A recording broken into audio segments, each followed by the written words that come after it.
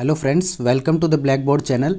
आज 2 जनवरी 2021 है। डेली करंट अफेयर्स के एमसीक्यू सीरीज़ को स्टार्ट करते हैं बिना देर किए। पहला क्वेश्चन है कलाम 5। कलाम 5 जिसको रिसेंटली न्यूज़ में था वो क्या है? तो सरफेस टू एयर मिसाइल है, या सैटेलाइट है, या स्पेस सेंटर है, या रॉकेट इंजन है? तो जो इसका राइट आंसर है वो है ऑप्शन डी। ये एक रॉकेट इंजन है। ये कैसा रॉकेट इंजन है? सॉलिड प्रोपल्शन रॉकेट इंजन है। सॉलिड प्रोपल्शन रॉकेट इंजन है ये। ठीक है। कलाम 5 जो डेवलप किया है वो भारत का पहला प्राइवेट स्टार्टअप है, इंडियन स्पेस स्टार्टअप है। इसका नाम है स्काई रूट एरोस्पेस। ये एक स्टार्टअप एजेंसी है, भारत की पहली प्राइवेट स्टार्टअप एजेंसी है, कंपनी है जो कि जिसने ये डिज़ाइन किया है, डेवलप किया है इस सॉलिड फ्यूल्ड रॉकेट स्टेज को। सॉलिड फ्यूल्ड मतलब इसमें जो फ्यूल है वो सॉलिड फॉर्म में होता है, तो वो इस डेवलप किया है। कलाम 5 जो है टोटल 5 कलाम सीरीज़ के सॉलिड रॉकेट बनेंगे। 5 कलाम सीरीज़ सॉलिड रॉकेट इंजन्स बनेंगे। उसमें से ये फर्स्ट है, अभी जो बता रहा हूँ मैं, ये पहला है, पहला डेवलप किया है स्काई रूट एरोस्पेस द्वारा डेवलप हुआ है। ये एक प्राइवेट कंपनी है जो भारत की पहली प्राइवेट कंपनी है जो स्पेस में, एरोस्पेस में कार्य कर रही है। ठीक है। इस कंपनी का जो हेडक्वार्टर है वो हैदराबाद में है। इतना इंपॉर्टेंट नहीं है। अगले क्वेश्चन पे बढ़ते हैं। सेकेंड क्वेश्चन है the name of India's first indigenously designed and developed air droppable container is. तो जो राइट आंसर है एयर ड्रॉपेबल कंटेनर का जिसका नाम पूछ रहा है वो है ऑप्शन सी, सहायक एनजी। तो ये एक एयर ड्रॉपेबल कंटेनर है जो भारत द्वारा डिज़ाइन और डेवलप किया गया है। इसका हाल ही में टेस्ट किया गया था। टेस्ट कंडक्ट किसने करवाया था? Conducted by DRDO and Indian navy. अब मैं इस एयर ड्रॉपेबल कंटेनर की बात कर देता हूँ कि ये क्या चीज़ होती है। एयर ड्रॉपेबल कंटेनर होता है, मान लो कि एक शिप है जो अचानक फंस गया है कि समुद्र के बीच में, उसको कुछ स्टोर्स या कुछ सामग्री की आवश्यकता है, तो उस सामग्री को इस कंटेनर के थ्रू पहुंचाया जा सकता है। इस कंटेनर के साथ एक पैराशूट सिस्टम होता है और इसी के अंदर एक इनबिल्ट GPS सिस्टम होता है। GPS system satellite based reporting terminal होता है, उसके अंदर GPS सिस्टम होता है। उस GPS के थ्रू ये सही लोकेशन पे पहुंच जाता है शिप की, और जो सामग्री है वो टाइमली पहुंच जाती है इसमें। तो इस एयर ड्रॉपेबल कंटेनर के साथ एक पैराशूट सिस्टम आता है। तो मैंने ये बात बताई आपको कि ये एयर ड्रॉपेबल कंटेनर क्या होता है। ये भारत द्वारा पहला इंडिजिनसली डेवलप्ड है। सहायक एनजी इसका नाम है एयर ड्रॉपेबल कंटेनर का। एयर ड्रॉपेबल नाम से ध्यान रख सकते हो कि एक कंटेनर है जो कोई चीज़ ले जा सकता है, जो एयर से ड्रॉप की जा सकती है। और मैंने आपको GPS वाली बात बताई। आगे चलते हैं क्वेश्चन नंबर 3 पे। Trend and progress of banking in India 2019-20 has been released by. ये एक रिपोर्ट रिलीज़ करी है। ये रिपोर्ट रिलीज़ की है RBI द्वारा। RBI ने trend and progress of banking की, बैंकिंग सेक्टर का 19-20 में बैंकिंग सेक्टर ने किस तरह परफॉर्म किया है उसके बारे में है। इसमें क्या क्या है, किस किस के बारे में रिपोर्ट किया है उन्होंने? Banking, NBFCs, non banking financial companies, और कोऑपरेटिव्स, जो कोऑपरेटिव बैंक्स हैं उनके बारे में उनकी रिपोर्ट बताई है कि उन्होंने किस तरह प्रोग्रेस की है, क्या परफॉर्मेंस उनकी रही है। इसके अलावा ग्रॉस NPA की भी बात इसमें करी गई है वर्ष 2019-20 के लिए। ठीक है। RBI ने किया है। RBI की मैं बात करूं तो RBI में एक गवर्नर प्लस 4 डेप्यूटी गवर्नर हैं इस समय। गवर्नर का आप नाम जानते होंगे, श्री शक्तिकांत दास। और जो 4 डेप्यूटी गवर्नर हैं, नाम आप याद रखना चाहो तो ठीक है। विभू प्रसाद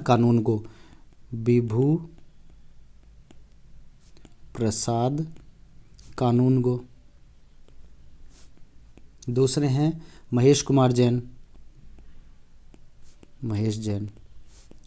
तीसरे हैं माइकल देवव्रत पात्रा।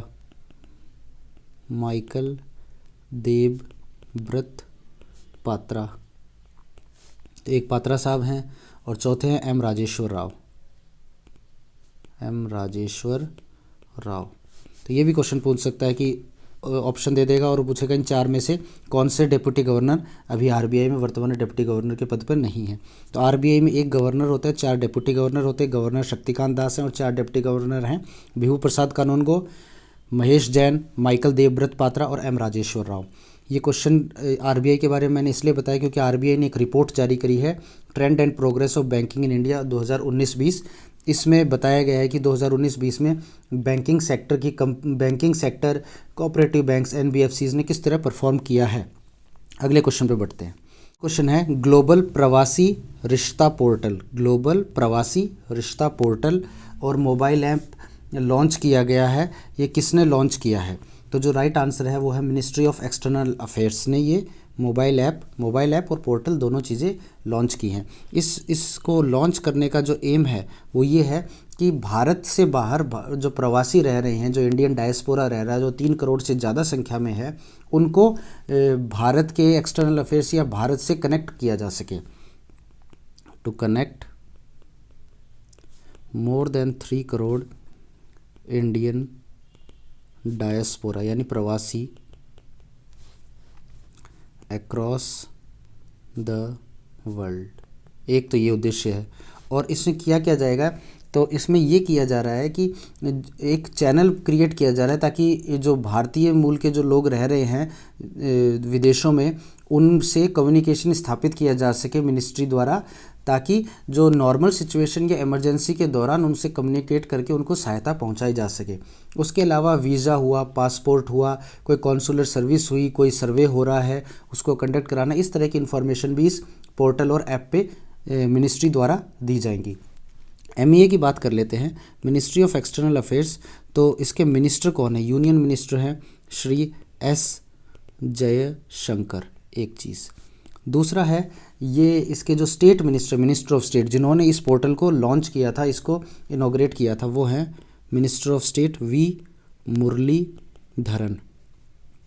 ये मिनिस्टर ऑफ स्टेट हैं, राज्य मंत्री हैं। और एस जयशंकर इसके यूनियन मिनिस्टर हैं एक्सटर्नल अफेयर्स के। तो ग्लोबल प्रवासी रिश्ता portal ministry of external affairs ने इसको लॉन्च किया है। अगले क्वेश्चन पर बढ़ते हैं। Question number 5, the book Sabarimala विज्ञान कोशम हैज़ बीन ऑथर्ड बाय। मैंने पिछली क्लासेस में भी बताया कि JNA को ज्ञा से डिनोट किया जाता है हिंदी में। तो सबरीमाला विज्ञान कोशम एक बुक है, उसके ऑथर कौन है? तो इसके जो ऑथर हैं वो हैं श्री KS विजयनाथ। KS विजयनाथ ने सबरीमाला विज्ञान कोशम बुक को ऑथर किया है। इसका हाल ही में बुक का अनावरण किया गया, बुक को लॉन्च किया गया केरला के जो गवर्नर हैं उनके द्वारा। तो केरला के गवर्नर मैं बता देता हूँ, आरिफ मोहम्मद खान है। आरिफ मोहम्मद खान केरला के गवर्नर हैं। अगले क्वेश्चन पे बढ़ते हैं। इसका यूज़ बैटरीज़ और एयरक्राफ्ट में होता है, मैंने आपको बता दिया। नेक्स्ट क्वेश्चन पे चलते हैं।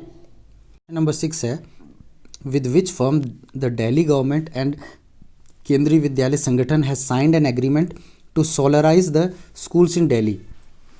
हाल ही में दिल्ली सरकार और केंद्रीय विद्यालय संगठन ने मिलकर एक एग्रीमेंट साइन किया है एक फर्म के साथ, ताकि जो दिल्ली में बेस्ड स्कूल्स हैं उनको सोलराइज किया जा सके, यानी कि उन पे सोलर प्लांट लगाए जा सके। तो वो फर्म का नाम क्या है? उस फर्म का नाम क्या है? तो इसका जो राइट आंसर है वो है ऑप्शन डी, ऑकरिज एनर्जी। ऑकरिज एनर्जी एक फर्म है जो कि सोलराइज करने का काम करेगी दिल्ली में बेस्ड स्कूल्स को। इनका जो टारगेट इन्होंने लिया है वो लिया है 1000 स्कूल्स या कोई एजुकेशनल इंस्टीट्यूशंस बाय 2022 ये सोलराइज कर देंगे, यानी कि उस पर सोलर प्लांट लगा देंगे। ठीक है, अब बात आती है कि ये करेंगे तो इनको क्या बेनिफिट है। बेनिफिट से पहले भी एक चीज़ और मैं बता दूं, जब ये जब सोलर प्लांट लगाएंगे या सोलराइज करेंगे बिल्डिंग्स को, तो इनको वो भी मिलेगी, सब्सिडी भी मिलेगी। सब्सिडी एक सेंट्रल गवर्नमेंट की स्कीम है, उसके तहत मिलेगी। उस स्कीम का नाम है कैपिटल सब्सिडी स्कीम। ठीक है, और ये किस मिनिस्ट्री के अंडर आती है? एमएनआरई, यानी ministry of new and renewable energy. MNRE ministry की एक स्कीम है कैपिटल सब्सिडी स्कीम। इस कैपिटल सब्सिडी स्कीम का एम जो है कि गवर्नमेंट बिल्डिंग्स में अगर आप कोई सोलराइज करेंगे तो उसमें उनको रियायत दी जाएगी, सब्सिडी दी जाएगी। तो ऑकरिज एनर्जी जब ये गवर्नमेंट बिल्डिंग्स में लगाएगा, गवर्नमेंट स्कूल इंस्टीट्यूशंस में लगाएगा, तो उनको एक सब्सिडी मिलेगी, कैपिटल सब्सिडी स्कीम। अच्छा, इसके बेनिफिट्स क्या हैं सोलर एनर्जी के? तो आप वैसे भी जानते हो, एक दो बेनिफिट्स मैं आपको बता भी देता हूँ भाई। एक तो जो इंस्टीट्यूशंस हैं उन्होंने एनर्जी इंडिपेंडेंट हो जाएंगे, वो कि एनर्जी इंडिपेंडेंट हो जाएंगे क्योंकि उनके खुद के सोलर एनर्जी होगी। तो दूसरा, इलेक्ट्रिसिटी बिल रिड्यूस हो जाएगा अपने आप ही, ये पता ही है हमको इलेक्ट्रिसिटी का, क्योंकि यूज़ ही जब सोलर एनर्जी होगी तो रिड्यूस इलेक्ट्रिसिटी बिल्स। तीसरा जो इम्पोर्टेंट है वो खास बात ये है कि एडिशनल इनकम एक जनरेट होगी। वो कैसे जनरेट होगी? अगर ये जो एनर्जी प्रोड्यूस होती है इन प्लांट से, वो अगर सरप्लस होगी तो ये सरप्लस पावर को बेच सकते हैं। Additional income through sale of surplus power. तो जो सरप्लस पावर जनरेट होगी उसको ये बेचकर, सेल करके एडिशनल इनकम भी जनरेट कर सकते हैं। तो हाल ही में दिल्ली सरकार और केंद्रीय विद्यालय संगठन ने एक एग्रीमेंट किया है ऑकरिज एनर्जी के साथ।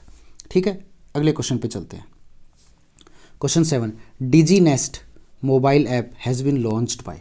डीजी नेस्ट मोबाइल ऐप है जो किस राज्य सरकार द्वारा लॉन्च किया गया है? तो सही उत्तर है पंजाब राज्य सरकार द्वारा। पंजाब सरकार द्वारा इस डीजी नेस्ट मोबाइल ऐप को लॉन्च किया गया है। इस ऐप का उद्देश्य ये है कि एक डायरेक्टरी बनाएंगे जिसका डिजिटल एक्सेस जनता को होगा, ताकि वो जो भी स्टेट में ऑफिसर्स हैं उन तक रीच आउट कर सके थ्रू मोबाइल और ईमेल आईडी। ठीक है, तो जो एम है to have digital access to directory आप जानते हो ऑफ स्टेट गवर्नमेंट के जो ऑफिसर्स हैं, स्टेट गवर्नमेंट में जो अधिकारी हैं, उनकी से कॉन्टैक्ट नंबर और ईमेल आईडी के थ्रू लोग जुड़ पाएँ, पहुंच पाएँ, इसलिए मोबाइल ऐप लॉन्च किया गया है। पंजाब सरकार का ये इनिशिएटिव है। अगले क्वेश्चन पे बढ़ते हैं। किसान फसल राहत योजना। किसान फसल राहत योजना किसके द्वारा चलाई गई है? तो इसका सही उत्तर है झारखंड राज्य द्वारा ये चलाई गई है। ये क्रॉप रिलीफ है, मतलब हिंदी अर्थ भी वही है, किसान फसल राहत क्रॉप रिलीफ स्कीम है। और ये किसको रिप्लेस करेगी? जो सेंट्रल गवर्नमेंट की जो स्कीम है, रिप्लेसेस प्रधानमंत्री फसल बीमा योजना। प्रधानमंत्री फसल बीमा योजना को ये रिप्लेस करेगी, क्रॉप रिलीफ स्कीम, किसान फसल राहत योजना। झारखंड राज्य द्वारा ये चलाई गई है। इसका उद्देश्य ये है कि जो क्रॉप डैमेज, जो भी कोई नेचुरल डिज़ास्टर की वजह से, बाढ़ आ गई, तूफान आ गया, इसकी वजह से अगर क्रॉप को नुकसान होता है तो उसको एक सिक्योरिटी कवर ये प्रोवाइड करेगी ये योजना। ठीक है, इसका ऑब्जेक्टिव सीधा सा है, हमको समझ आ ही रहा है कि एक तो फूड की सेफ्टी बनाए रखे जा सके और क्रॉप डाइवर्सिफिकेशन, ताकि अलग अलग तरह की क्रॉप्स भी अलग अलग सीज़न में उगाई जा सकें, क्योंकि झारखंड सिर्फ पैडी कल्टीवेशन के लिए एक सिंगल क्रॉप ही कल्टीवेट करता है जनरली। उसके अलावा एग्रीकल्चर को और डेवलप करने का उद्देश्य भी है इसका। ये किस किस को कवर करती है? तो कवर करती है दोनों को, मतलब दोनों कौन? एक तो land owners and land less people, दोनों को ही, मतलब जिनके पास खुद की खेती की ज़मीन है और बिना ज़मीन वाले, दोनों लोगों को ये कवर करेगी। इसमें कोई प्रीमियम देने की आवश्यकता नहीं होगी, तो नो प्रीमियम रिक्वायर्ड, कोई प्रीमियम नहीं देना होगा। ठीक है, किसान फसल राहत योजना झारखंड राज्य द्वारा चलाई गई है। ये प्रधानमंत्री फसल बीमा योजना जो कि केंद्र सरकार की एक स्कीम है उसको रिप्लेस करेगी, और इसका उद्देश्य वही है जो फसल बीमा योजना का है कि जो भी क्रॉप डैमेज हो रही है किसी नेचुरल हैजार्ड की वजह से, उसको कवर किया जा सके, उसको इंश्योरेंस प्रोवाइड की जा सके। अगले क्वेश्चन पर बढ़ते हैं, question number 9। Which country is set to join as the 6th member of 5 eyes intelligence network. 5 eyes एक इंटेलिजेंस नेटवर्क है जो अपने एक दूसरे जो मिलकर इंटेलिजेंस यानी कि गुप्त सूचनाओं को शेयर करता है, वो अलायंस है। उसमें 5 मेंबर पहले से हैं। छठे मेंबर के रूप में कौन सा देश शामिल होने वाला है? तो इसका जो राइट आंसर है वो है जापान। जापान इसमें शामिल होने वाला है। तो पहले 5 देश कौन से हैं? एक तो यूके, यूएस, कनाडा ऑस्ट्रेलिया और न्यूजीलैंड। ठीक है, तो यूएस, कनाडा, ऑस्ट्रेलिया, न्यूजीलैंड पड़ोस के देश और यूके, ये इंटेलिजेंस शेयरिंग का काम करेंगे। पहले भी जब उइगुर मुस्लिम जो माइनॉरिटीज़ हैं चाइना में, उन पे जब अटैक हो रहे थे तब भी ये इन्होंने इंटेलिजेंस शेयरिंग का काम कर चुकी हैं ये इंटेलिजेंस नेटवर्क। तो 5 आइज़ में छठे मेंबर के रूप में जापान ज्वाइन करने वाला है। ये एक इंटेलिजेंस शेयरिंग अलायंस है। तो क्या है ये? इंटेलिजेंस यानी कि गुप्त सूचनाएं, इंटेलिजेंस शेयरिंग अलायंस। तो वैसा संगठन है जो इंटेलिजेंस इंफॉर्मेशन को शेयर करता है। अगले क्वेश्चन नंबर 10, आज का last question. N archaeological site named Pompeii. Pompeii एक आर्कियोलॉजिकल साइट है जो इन दिनों न्यूज़ में थी, रिसेंटली न्यूज़ में थी। ये कहाँ लोकेटेड है, कौन से देश में ये पोम्पेई साइट है? तो जो इसका राइट आंसर है वो है ऑप्शन ए, ये इटली में लोकेटेड है। इटली के नेपल्स शहर है उसके पास ये लोकेटेड है। ये यहाँ पर इन दिनों क्या मिला है, यहाँ पे एक स्नैक फूड काउंटर मिला है। स्नैक्स आप जानते होंगे, फास्ट फूड, उस तरह की चीज़, स्नैक का फूड काउंटर यहाँ मिला है। आर्कियोलॉजिकल साइट है यानी पुरातत्व की साइट है, वहाँ खुदाई के दौरान ये चीज़ मिली है। और ये साथ में हॉट ड्रिंक्स यहाँ सर्व होती थी इसी काउंटर में, या हॉट ड्रिंक्स काउंटर कह दो, मतलब स्नैक्स और हॉट ड्रिंक्स का काउंटर यहाँ मिले हैं। पहली बात तो इसका इम्पोर्टेंस क्या है, इसके मिलने का फ़ायदा क्या है? इसके मिलने का ये सिग्निफिकेंस है कि हम अगर स्नैक्स फूड काउंटर के बारे में पता चलेगा तो उससे हमें ये पता चलेगा कि वहाँ के लोग किस वैरायटी का खाना खाना पसंद करते थे। तो it shows variety of food consumed by Roman people, क्योंकि ये रोम साम्राज्य के अंदर ही उस टाइम पे ये शहर था, ये सदर्न इटली में आता था। ठीक है, पोम्पेई। हुआ क्या कि पोम्पेई अचानक ये दफन भी हो गया था कि एक आपने ज्वालामुखी के बारे में सुना होगा, माउंट विसुवियस। माउंट विसुवियस एक ज्वालामुखी है, वो अचानक विस्फोट हुआ जिससे इसका ये शहर दफन हो गया था, पोम्पेई शहर। अच्छा, माउंट विसुवियस के बारे में बात कर लूँ तो ये उसी जगह है, यानी कि नेपल्स में है, नेपल्स शहर में इटली में है माउंट विसुवियस। ये यूरोप के सबसे खतरनाक, यूरोप क्या पूरे विश्व के सबसे खतरनाक ज्वालामुखी में से एक है, डेंजरस वोल्केनो, क्योंकि ये 50 से ज़्यादा बार इरप्ट हो चुका है, मतलब विस्फोट हो चुका है इस ज्वालामुखी में 50 से ज़्यादा बार। ऊपर से नेपल्स शहर के पास है तो आबादी के नज़दीक है, इसलिए भी ये डेंजरस है ये ज्वालामुखी। तो माउंट विसुवियस। आगे चल के मैप में देख लेते हैं हम। ये शहर है इटली, ये रहा, ये इटली है, और बता देता हूँ किसी कलर से, ये इटली है आपके। ठीक है, ये इटली है। उसके बाद ये रोम है और ये नेपल्स है। इसको जूम करें तो ये रोम है और ये नेपल्स है, और यहाँ इस नेपल्स शहर के पास यहीं पे माउंट विसुवियस है और यहीं पे वो पोम्पेई भी था। ठीक है, अब मैं पोम्पेई को आपको वैसे अलग से भी दिखा देता हूँ। इटली पहले देख लो किस किस देश के नज़दीक है। इटली के नज़दीक ये फ्रांस है, उसके अलावा स्लोवेनिया एक देश है, स्विट्ज़रलैंड ऊपर है इसके, ऑस्ट्रिया भी नज़दीक है। तो ये एक, और इसके आसपास की सी की बात करें तो एड्रियाटिक सी है इसके नज़दीक में। ठीक है, और टेरेनियन सी। ओके, अब चलते हैं इसको थोड़ा और देख लेते हैं।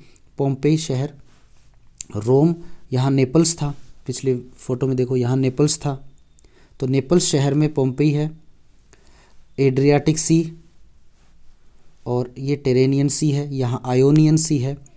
ठीक है, और मेडिटेरेनियन सी के पास ही है तो इसलिए टेरेनियन सी कह देते हैं इसको। एक तरफ एड्रियाटिक सी है और पोम्पेई शहर है, यही माउंट विसुवियस भी है, माउंट विसुवियस, यही माउंट विसुवियस भी है जहाँ ज्वालामुखी विस्फोट होते रहते हैं।